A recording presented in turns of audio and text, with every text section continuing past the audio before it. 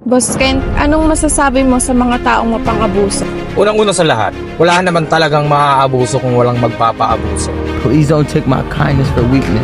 At ang pinakamagandang example ng pang-aabuso, yung inabot mo na yung daliri mo, gusto pang kunin yung buong braso mo. Just because I'm considerate, giving, and I want to be nice does not mean take advantage. Sa tao yan eh.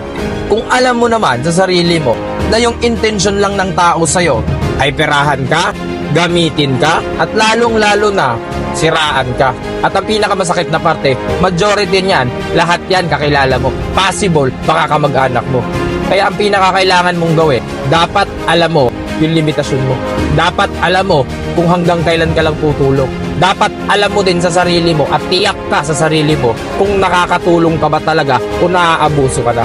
At sa mga taong mapang-abuso, huwag kang mag-alala. Kitang-kita ka naman ng Diyos eh. Alam na alam niya yung ginagawa mo. Alam na alam